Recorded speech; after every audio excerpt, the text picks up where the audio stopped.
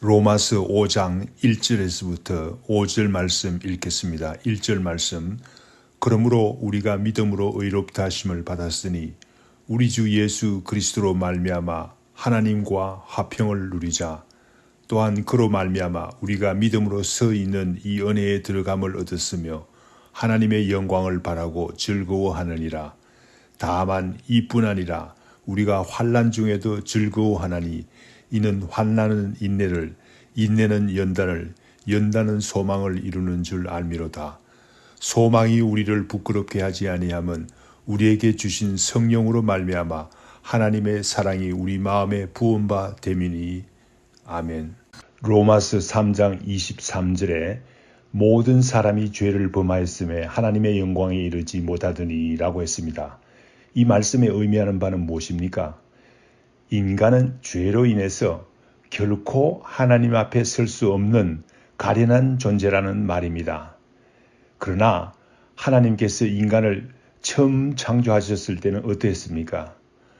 하나님의 형상대로 창조된 복된 존재였습니다. 그렇지만 인간의 하나님의 명령에 불순종하여 타락함으로 도저히 하나님의 영광에 이룰 수 없는 안타까운 존재가 되어버리고 말았습니다. 그러나 하나님께서는 복음을 우리에게 주셨습니다. 말 그대로 복된 소식이지요.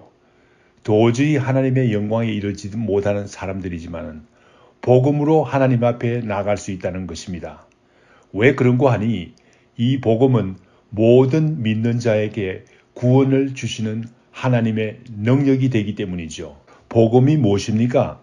예수 그리스도입니다. 간단히 말해서 예수 그리스도입니다. 그래서 로마서 3장 24절에 그리스도 예수 안에 있는 구속으로 말미암아 하나님의 은혜로 값없이 의롭다 하심을 얻은 자 되었느니라고 했습니다. 그러므로 우리 사람은 어떤 환경 가운데 있든지 믿음으로 말미암아 예수 그리스도 안에 있는 구속으로 말미암아 하나님의 은혜로 의롭다 하심을 얻은 자가 될 수 있는 것입니다. 로마서 4장은 우리 믿음의 조상 아브라함도 믿음으로 하나님의 은혜로 의롭다 하심을 얻은 자 되었다고 밝히고 있습니다. 아브라함을 믿음의 조상이라고 하는 이유가 어디에 있습니까? 그 이유는 우리도 아브라함의 믿음을 본받아서 믿음으로 의롭다 하심을 얻을 수 있다는 사실에 있습니다. 또한 감사하고 귀한 일이 있습니다. 믿음으로 의롭다함을 얻은 아브라함에게 하나님께서 상속자의 복된 삶을 약속하셨습니다. 몇 가지 약속을 주셨지만 하나님께서 아브라함에게 복의 근원이 되리라는 약속을 주셨습니다. 그런데 믿음의 상속자에게 주는 이 귀한 약속의 말씀은 아브라함뿐만 아니라 아브라함의 자손뿐만 아니라 예수 그리스도를 믿음으로 의롭다 하심을 얻은 우리에게도 허락되었다고 로마서 4장에서 배우고 있습니다. 로마서 4장 23절 24절 읽겠습니다. 그에게 의로 여기셨다 기록된 것은 아브라함만 위한 것이 아니요 의로 여기심을 받을 우리도 위함이니 곧 예수 우리 주를 죽은 자 가운데서 살리신 이를 믿는 자니라. 오늘의 본문 말씀에서는 의롭다 함을 얻은 믿음의 후손들에게 허락된 복된 삶에 대해서 증거하고 있습니다. 먼저 1절 말씀에서 화평을 누리는 복된 삶을 살게 된다고 밝히고 있습니다. 1절 말씀 읽겠습니다. 그러므로 우리가 믿음으로 의롭다 하심을 받았으니 우리 주 예수 그리스도로 말미암아 하나님과 화평을 누리자. 의롭다 하심을 얻은 성도들은 어떤 삶을 살게 됩니까? 먼저 하나님과 화평을 누리는 삶을 살게 됩니다. 그 전의 삶은 죄 가운데서 죽어야 마땅한 사람이었습니다. 하나님과 원수된 사람이었습니다. 그러나 하나님께서 세우신 구원 계획에 합당하게 의롭다함을 얻게 되었습니다. 이제 더 이상 원수가 아닙니다. 하나님과 화목한 사람이 되었습니다. 하나님과 화목한 관계는 진정한 평화의 근원입니다.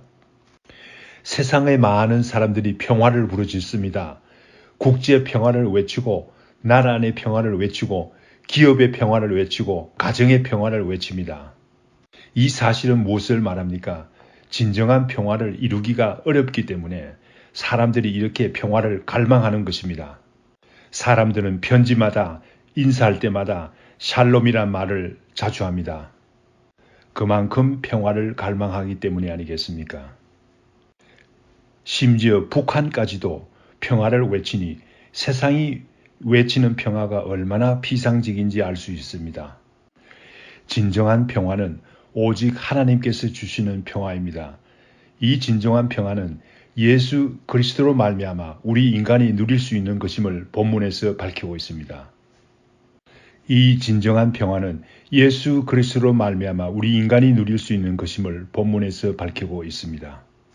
십자가의 피공로로 이루어진 하나님과의 화목이 진정한 평화의 바탕이 됨을 본문 말씀은 증거하고 있습니다. 우리가 잊지 말아야 할 것은 하나님과 화평을 이룰 수 있는 근본적인 이유가 있습니다. 1절 말씀에 그리스도로 말미암아라고 했습니다. 그리스도의 십자가의 공로 없이는 하나님과 평화가 이루어질 수 없습니다.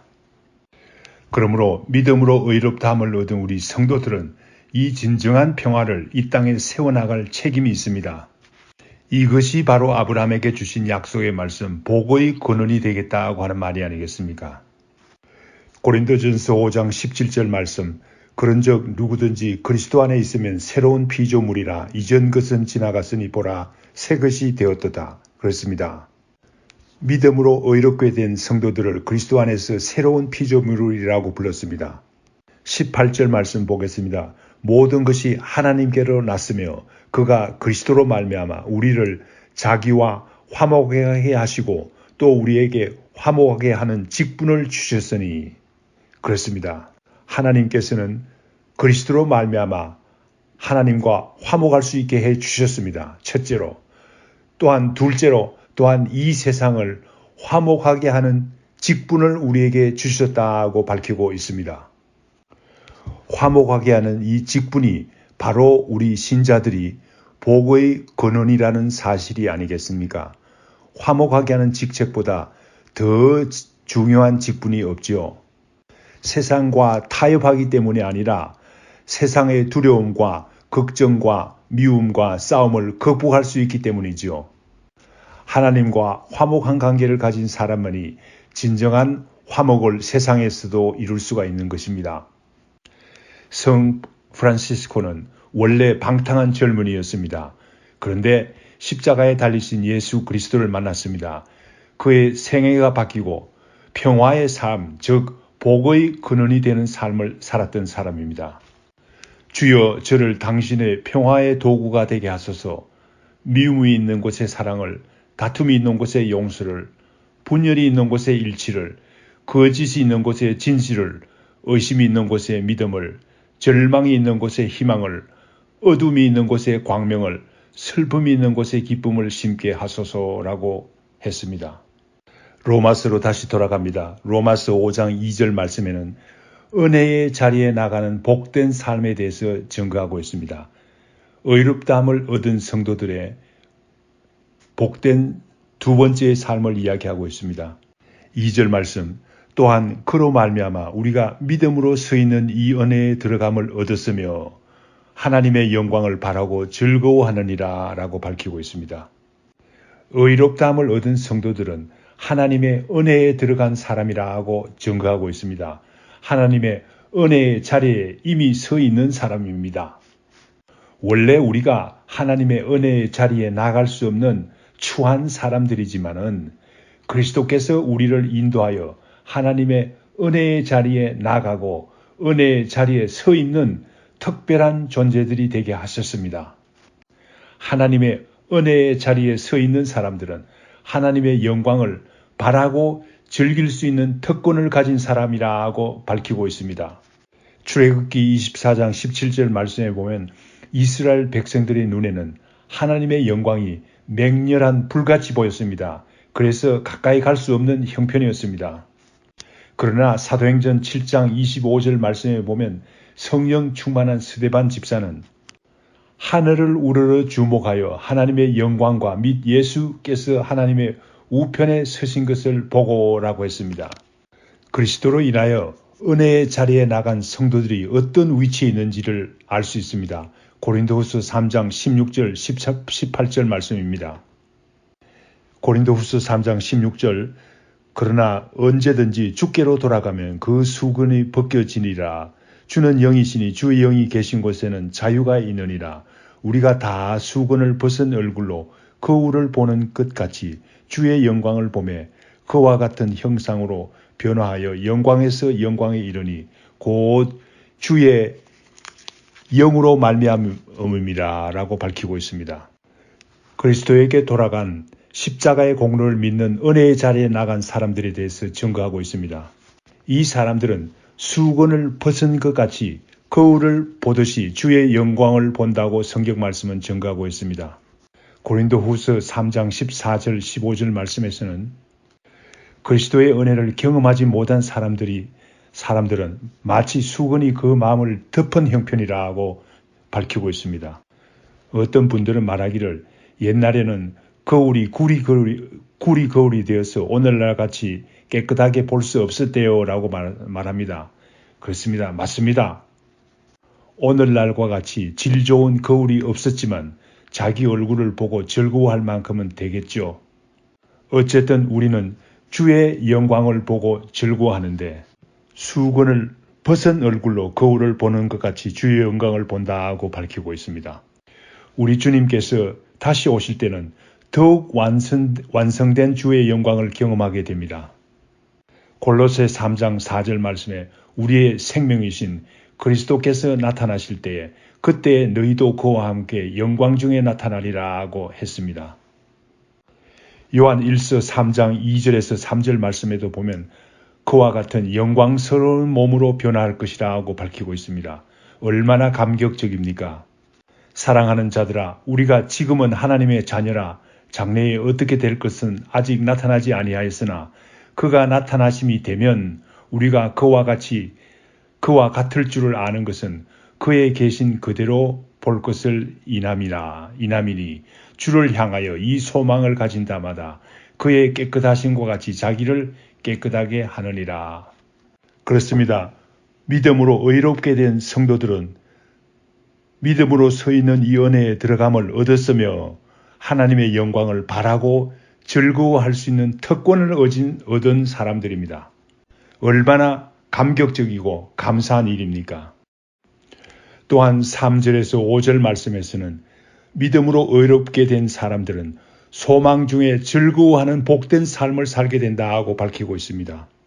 감격적인 기쁨을 가진 사람들은 즐거움이 메마를 수가 없지요. 즐거워하는 상태가 너무 압도적이므로 환난이 와도 그 즐거움을 누를 수가 없습니다. 오히려 환난은 인내를 만들어내고 인내를 통해서 연단된 고상한 성품을 가지게 됩니다. 하나님께서 기뻐하시는 성숙된 성품을 만들게 됩니다. 연단된 성품은 진실한 소망을 가지게 합니다. 표준 세번역에서는 단련된 인격으로 번역되고 있습니다. 뜻을 분명히 하기 위해서 조금 더 설명을 하자면 연단이라는 말은 원래 도끼메이라는 말인데 그 어원이 금이나 은을 불 속에서 재련하는 것을 말합니다. 성경 말씀에서는 주로 단련시키는 의미를 가지고 있습니다. 여기서 연단이란 단련된 과정을 의미하기보다는 단련을 거친 인내를 통해서 성숙된 신앙 인격을 말합니다. 인내는 연단은 소망을 이루는 줄 알미로다. 그렇습니다. 이렇게 성숙된 신앙을 가진 사람들은 확실한 소망을 반드시 이루어질 소망을 가지게 되는 것입니다. 흔들리지 않는 소망을 가지게 되는 것입니다. 그러므로 창피당하지 않는 부끄럽지 않는 소망을 가지게 됩니다. 왜 그렇습니까? 이 소망의 바탕이 인간의 노력이 아니라 성령님께서 주시는 감격이요 하나님께서 우리 마음에 부어주시는 넘치는 사랑이기 때문입니다. 그러므로 절대로 흔들리지 않는 소망입니다. 십자가에서 흘리신 그리스도의 사랑의 기반을 두고 있기 때문입니다. 그러므로 진실한 소망이 있습니다. 흔들리지 않습니다. 그러므로 환난 중에도 즐거워하는 단련된 신앙 인격을 가지게 되는 것입니다. 그러나 세상적인 소망은 결국 사람들을 실망시키고 좌절하게 합니다. 거짓된 소망에 끈을 잡고 있는 줄이 끊어지면 소망이 없기 때문에 자살도 하고 낭망에 빠지게 됩니다. 잠언 11장 7절 말씀, 악인은 죽을 때에 그 소망이 끊어지나니 불의의 소망이 없어지느니라 라고 했습니다. 믿음으로 의롭다함을 얻은 신앙인들은 이와 같이 굳건한 복된 소망을 가지게 되는 것입니다. 말씀을 맺겠습니다. 그리스도 예수 안에서 믿음으로 의롭다함을 얻은 신앙인들은 진실로 하나님과 화목하고 이 땅에서도 진실한 평화를 이룰 수 있는 사람들이 되는 것입니다. 하나님의 은혜의 자리에 나아가 하나님의 영광을 체험하는, 진실로 즐거워하는, 흔들리지 않는 소망을 가지게 되는 줄 믿습니다. 다 같이 기도하겠습니다. 하나님 아버지 감사합니다. 하나님께서 인간을 처음 창조하셨을 때는 하나님의 형상대로 창조된 복된 존재였습니다. 그러나 우리의 선조들이 하나님의 명령에 불순종하여 타락했습니다. 도저히 하나님의 영광에 이룰 수 없는 안타까운 존재가 되어버리고 말았습니다. 그래서 로마서 3장 23절 말씀, 모든 사람이 죄를 범하였음에 하나님의 영광에 이르지 못하더니라고 했습니다. 그러나 감사하게도 3장 24절 말씀에 예수 그리스도 안에 있는 구속으로 말미암아 하나님의 은혜로 값없이 의롭다 하심을 얻은 자 되었다고 밝히고 있습니다. 얼마나 감사합니까? 오늘 본문 말씀은 또한 믿음으로 의롭게 된 사람들에게 주어지는 복된 삶에 대해 약속하고 있습니다. 얼마나 더욱 감사드립니까? 화평을 누리는 삶, 은혜의 자리에 나가는 삶, 소망 중에도 즐거워하는 복된 삶, 이 귀한 복된 삶을 허락하여 주신 하나님께 감사드립니다. 예수님 이름으로 기도드립니다. 아멘.